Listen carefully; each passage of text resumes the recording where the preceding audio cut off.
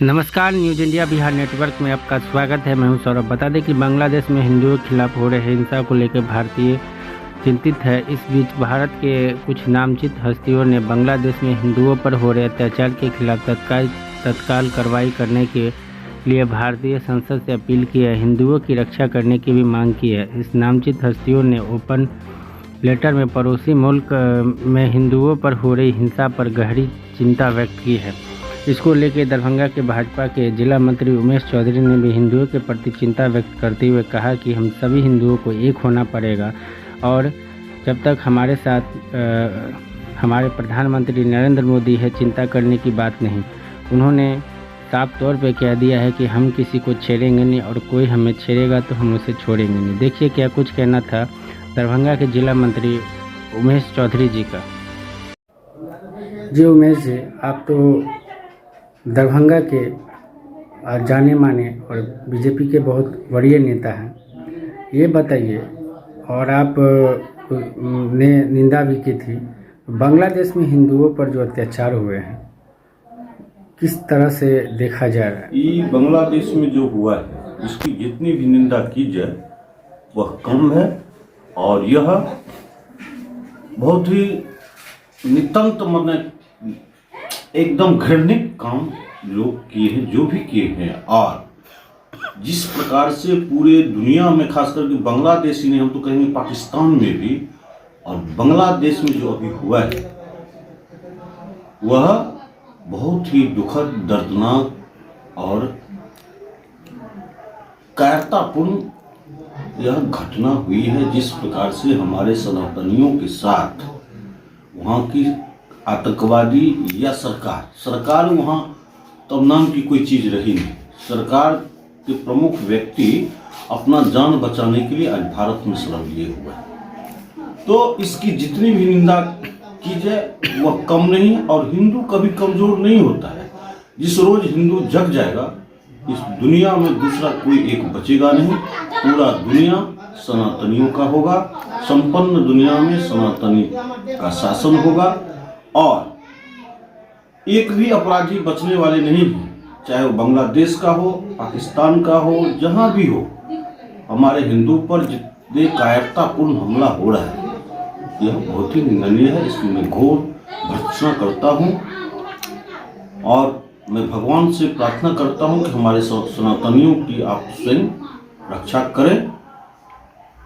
देश में, हमारे देश में कोई भी देश के टूरिस्ट पहुँचे या कोई भी देश के लोग पहुँचे, उन्हें आदर सरकार में कोई कमी किया नहीं जाता है। ये हमारा भारत में भगवान का जन्म हुआ है और महात्मा बुद्ध को दर्शन प्राप्त हुआ है, ज्ञान प्राप्त हुआ है। तो ये देवों की भूमि है। यहाँ के लोग, आने वाले लोग, चाहे वो किसी धर्म को मानने वाला हो, अतिथि सत्कार में अभाव नहीं होता है। तो भारत में किसी भी धर्म को मानने वाले लोग आराम से रहते हैं, चाहे वो दूसरे देश से आकर यहाँ शरण लें या यहाँ के लोग हैं।